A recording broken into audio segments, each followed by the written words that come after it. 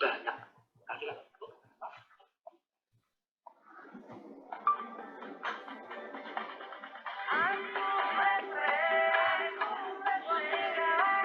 Ini nggak ada gimana ya?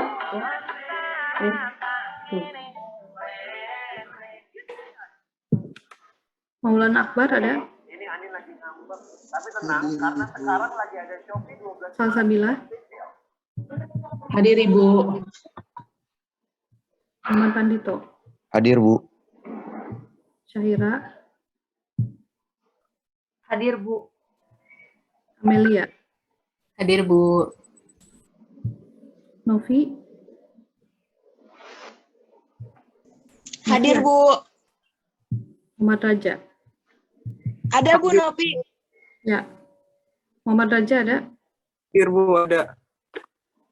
Ahmad Nairobi? Hadir Bu. Bulan? Hadir Bu. Hana?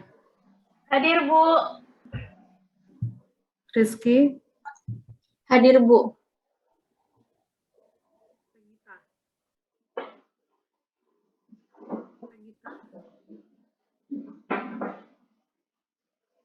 Pegita ada nggak?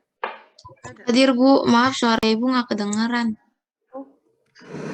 Kurang jelas suara saya? Sekarang gimana? Sudah Ibu, sudah jelas. Elvira? Elvira ada? Ada Bu Elvira Bu. Khairul Fikri? Ada Bu. Muhammad Aziz? Hadir, Bu. Adam Syarif? Adam Syarif? Hadir Bu. Zahra? Hadir Bu. Yuniarti? Yuniarti hadir, Bu. Rizkika? Rizkika hadir, Bu. Ansor? Ansor ada? Hadir Bu. Laila? Hadir Bu. Gading?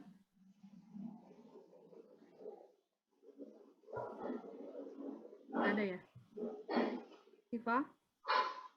Hadir, Bu. Salsabila? Hadir Bu. Iwan? Hadir Bu. Rosa Amelia?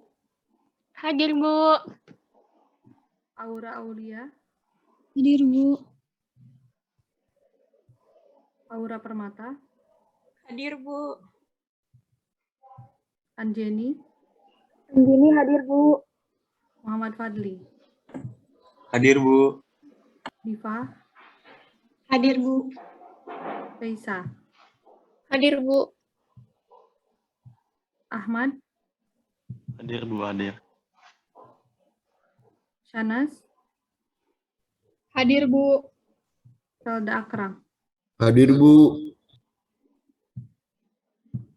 Muhammad Aditya? Hadir Bu.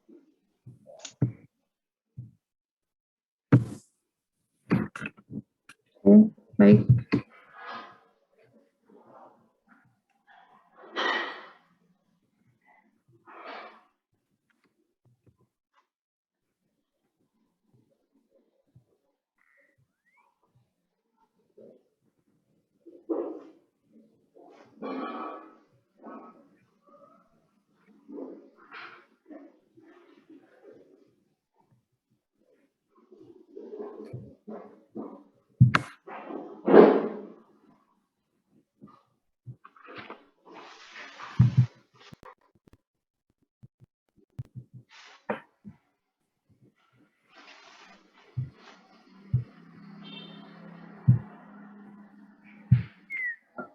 Baik, kita mulai ya perkuliahan kita. Jadi untuk kinetika apa sudah jelas ya semua ya? Sudah jelas ya, nggak ada masalah? Atau ada yang mau dibahas? Minggu ini rasanya pertemuan terakhir ya, minggu depan sudah UAS. Jadi kalau ada yang mau ditanyakan silakan ya. Oke. Kita masuk dulu ke materi yang tadi ya.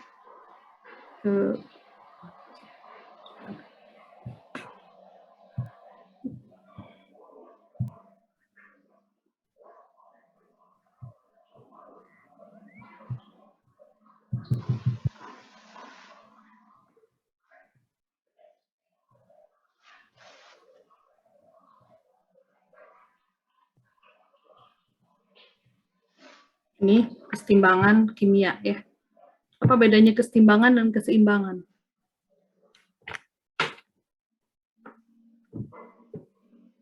Keseimbangan dengan kesetimbangan sama nggak?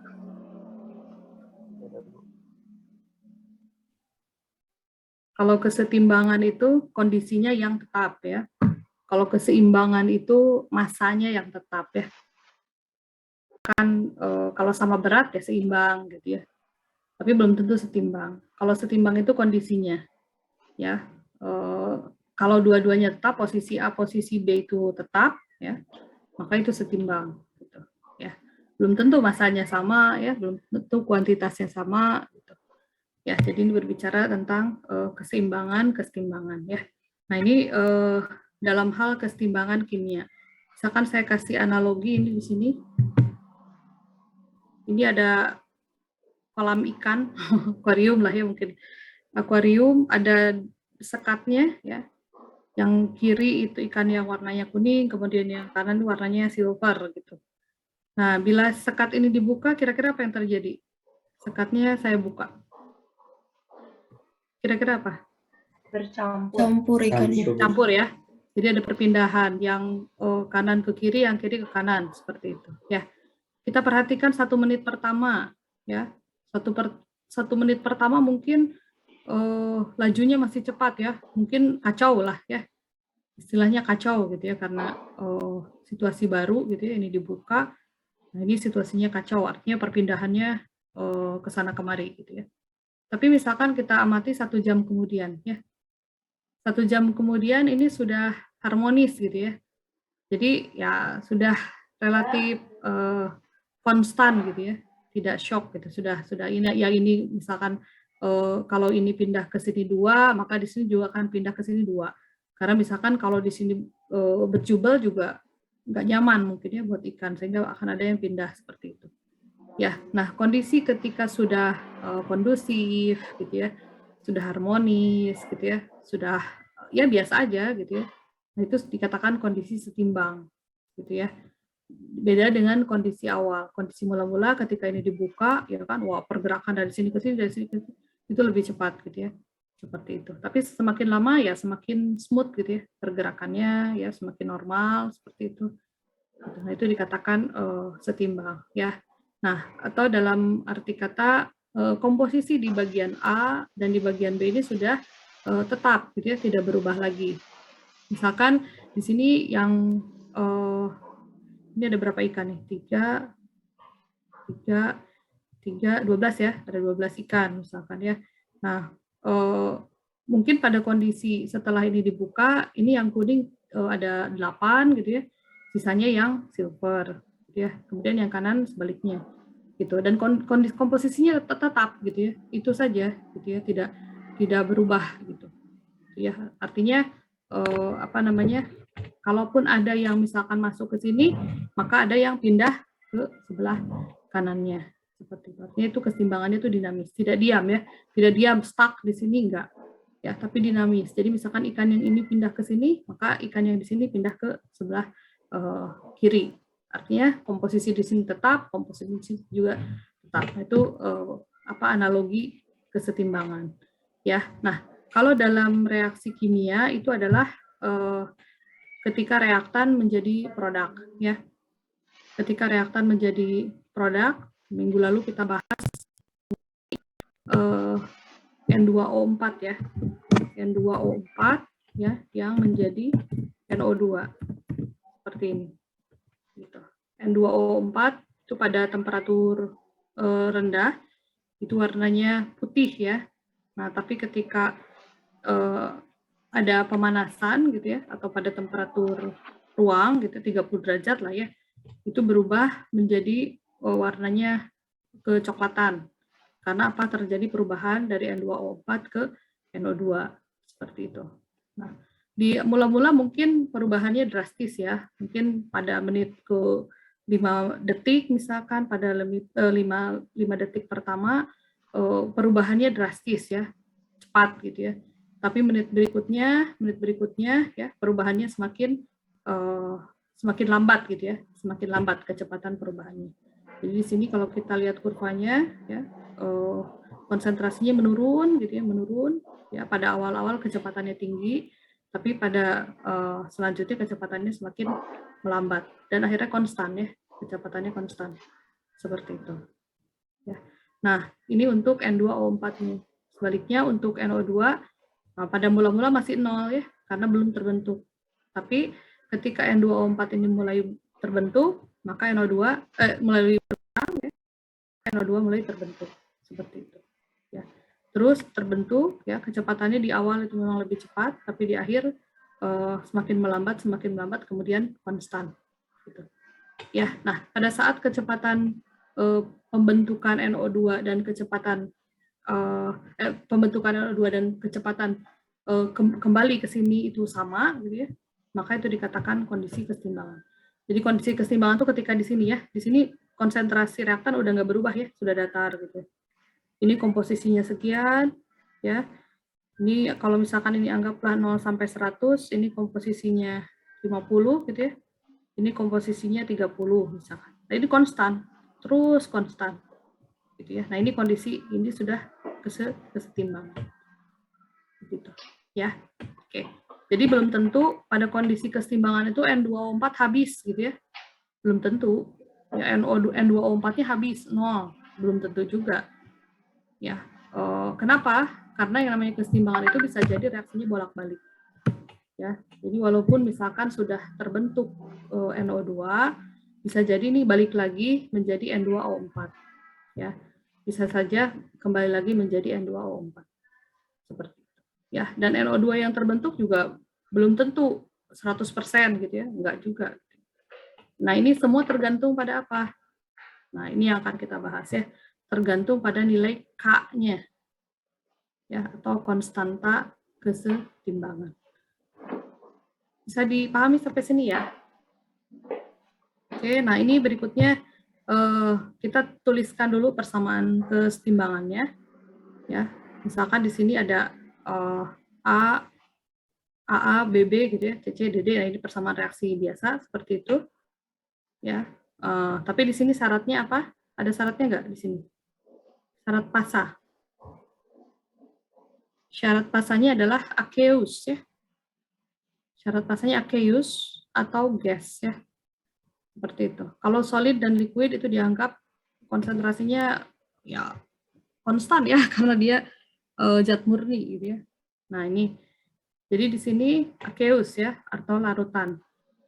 Di sini ada rasio, kalau kita rasiokan ya, rasio antara produk per reaktan itu sebagai Q ya, yang sebelah kiri.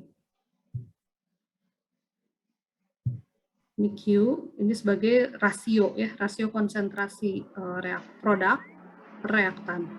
Seperti ini. C dipangkatkan C ya, C koefisiennya, kemudian D dipangkatkan D koefisiennya, A dipangkatkan A, dan B dipangkatkan B. Seperti itu. Ya, nah ini pada kondisi, semua kondisi ya, bisa keadaan awal tadi ya, keadaan akhir ya, dan seterusnya.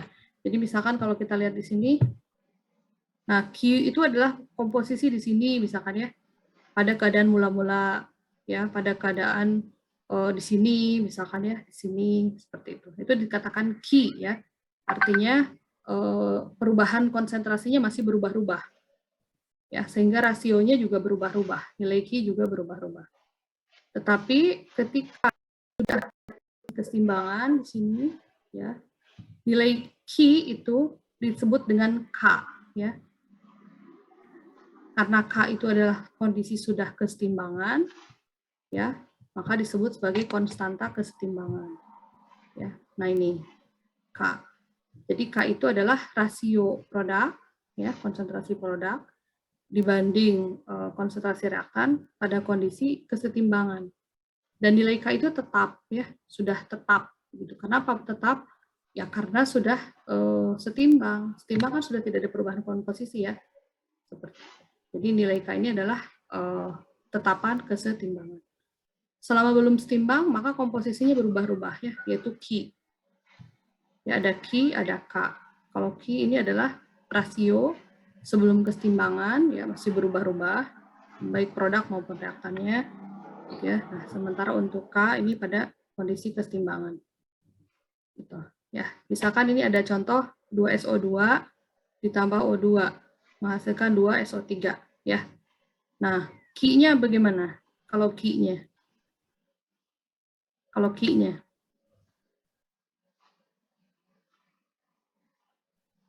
Ki-nya bagaimana? Halo? Ini Bu, Ki-nya? konsentrasi SO3 pangkat 2 per konsentrasi SO2 pangkat 2 dikali konsentrasi O2. Ya, betul, sama ya. Ki-nya sama ya, tapi nilainya pasti beda ya. Ki-nya pasti akan berbeda gitu. Dan masih berubah-ubah. Kemudian kalau K-nya juga sama seperti ini. Cuman kalau K ini adalah konstanta pada kesetimbangan. Gitu ya. Oke. Jadi bisa ya, nanti Anda buat Ki itu apa, K itu apa dari suatu reaksi.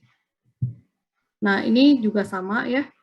Nah, nanti Anda buat, ini tentukan Ki-nya seperti apa, K-nya seperti apa. Ya, ini mudah saja ya. Dan ingat, ini fasanya gas semua ya. Gas itu boleh. Atau aqueous bisa. Gitu. Ya, oke. Nah, berikutnya, nah ini kesetimbangan reaksi gas ya. Ini yang melibatkan fasa gas semuanya.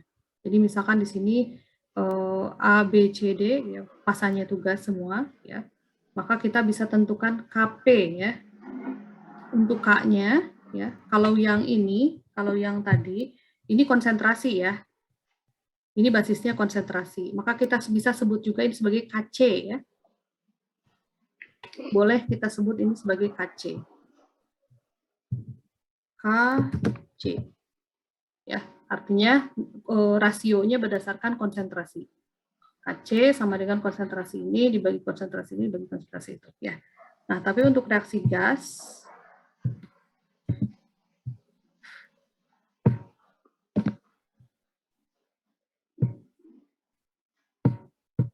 nah, kita tahu sifat gas salah satu yang paling dominan apa? Tekanan ya, pressure. Jadi di sini kita bisa tulis Kp-nya ya, itu sebagai tekanan C ya, pressure C ya, dipangkatkan C, kemudian pressure D ini dipangkatkan dengan D, kemudian ini pressure A ya, dipangkatkan A, dan pressure B dipangkatkan B. Seperti itu. Ya, itu untuk Kp-nya. Berarti untuk Kp-nya bagaimana? Kp-nya. Sama ya, sama. Tapi di situ basisnya adalah pressure ya, tekanan. Oke, nah sedikit review ke gas ya. P parsial ya, tekanan parsial masih ingat? PI gitu ya, itu berarti sama dengan mol, molnya dikalikan R dikalikan T dibagikan dengan V, kan begitu ya. Oke, atau bisa kita tulis juga begini, Na, V, nah ini maksudnya tekanan parsial ya, PA misalkan Na, mol A bagi V dikalikan RT ya. Na per V itu kan konsentrasi ya, konsentrasi itu yang simbolnya dalam kotak begitu, dalam bracket seperti ini, A kemudian RT. Seperti itu. Ya. Nah, akibatnya apa? Akibatnya ya, coba kita masukkan ke sini, ke Kp sini ya. Nah, di Kp sini kita masukin, sehingga konsentrasi C, RT, dikali konsentrasi D, RT, ya, pangkatnya jangan lupa, pangkat C, pangkat D, seperti itu, ya, sehingga nanti diperoleh ini.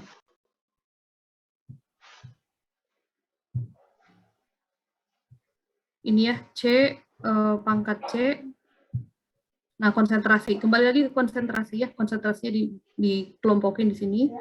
Konsentrasi C, pangkat C, konsentrasi D, pangkat D, kemudian konsentrasi A, pangkat A, B, pangkat B. Ya, nah RT ini karena tetapan ya, kita gabungin, sehingga di sini pangkatnya aja yang ditambahin. C plus D dikurangi A plus B. Ya, itu untuk pangkatnya. Nah, sehingga di sini terdapat hubungan baru ya, hubungan antara Kc dengan Kp. Ya. Sehingga untuk gas ya, untuk reaksi gas itu bisa dinyatakan dalam Kp ya, atau bisa juga dalam Kc gitu ya, seperti itu. Jadi ini ada hubungan antara KP dengan KC. Kalau KC itu khusus untuk larutan air ya, atau aqueous seperti itu.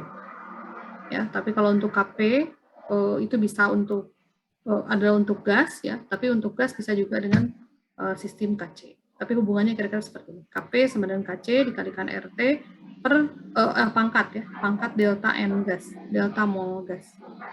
Seperti ini. Bisa dipahami sampai sini? Saya? Oke.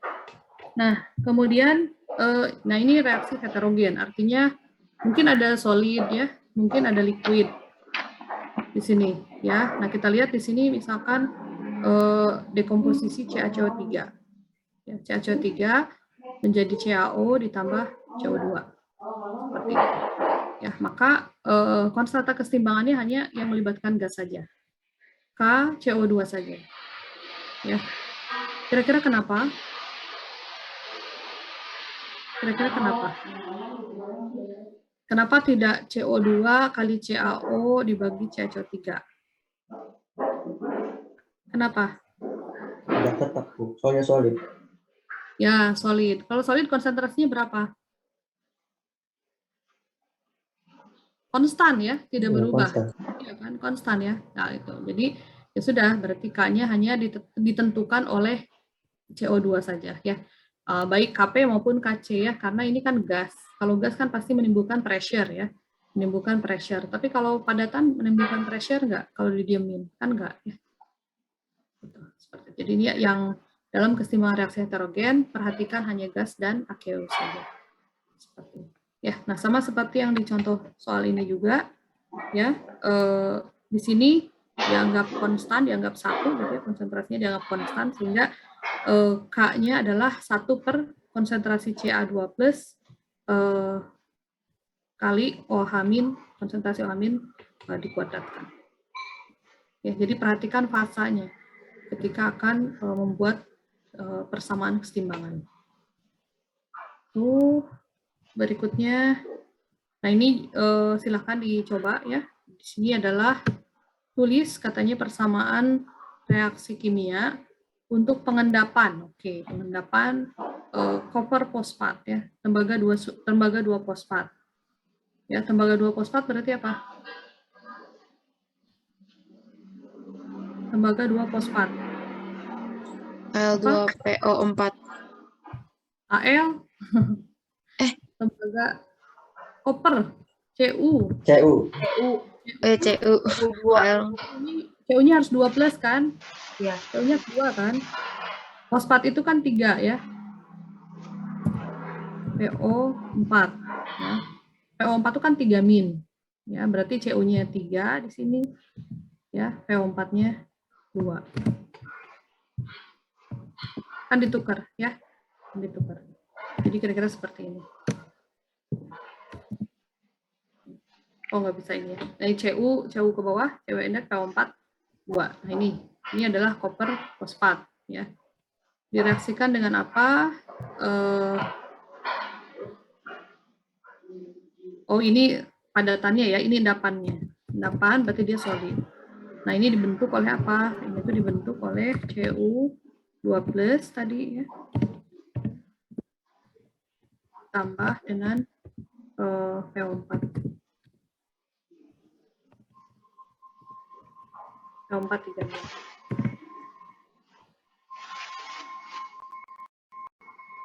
Ya, nah ini larutan ya, larutan. Berarti ini aqueous. Ini juga aqueous. Dan ini solid. Ya, sehingga konstanta kesetimbangannya hanya yang dilibatkan hanya yang aqueous saja. Berarti 1 per Cu pangkat berapa? 1 ya. Ini sudah setara ya? Oh, belum setara. Ini 2, berarti ini 2. Oke. Ini 3. Ya, silahkan dilanjutkan. Berikutnya,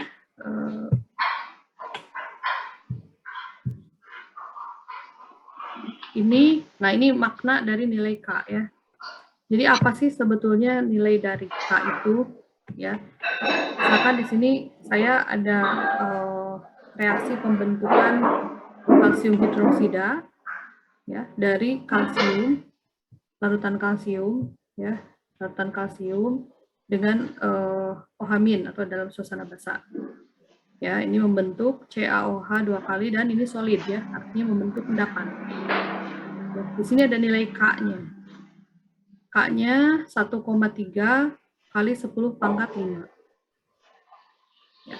Kemudian yang kasus kedua, ini ada magnesium, ya, larutan magnesium direaksikan dengan ohamin juga, ya, membentuk magnesium hidroksida dan ini juga padatan, ya, solid.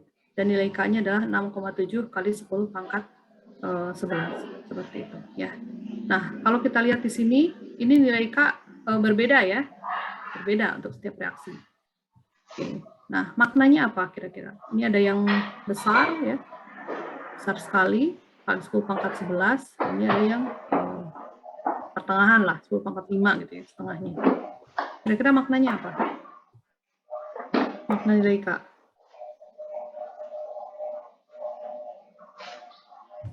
Maknanya apa? Regita, apa maknanya? Apa Gita? Konstanta bukan, Bu? Ya, konstanta maknanya. Cuman uang 100.000 dengan 10.000 maknanya beda ya. Nah, ini maksud saya. Ya, nilai K ini maknanya apa? Gitu. Ada K yang besar, ada K yang kecil.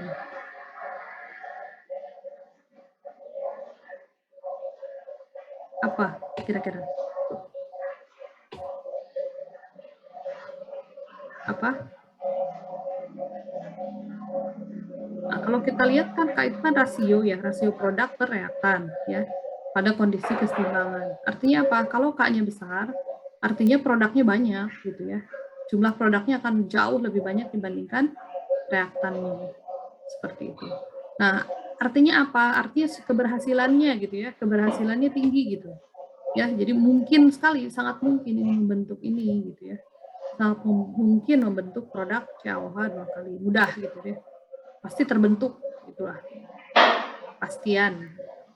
Ya. Nah, terus kemudian kalau K-nya kalau kita bandingkan ya semakin besar K-nya ya semakin banyak produk yang terbentuk ya. Artinya bahwa posisi produknya lebih, artinya reaksi ini terjadi ya, seperti itu.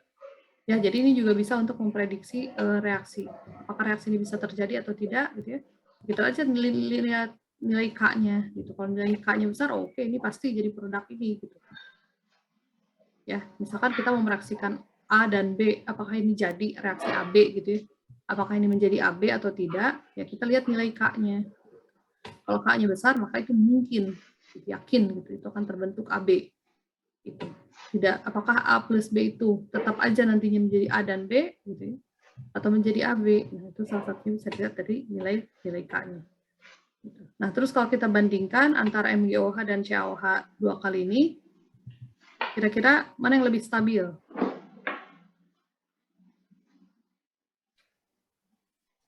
Yang lebih stabil?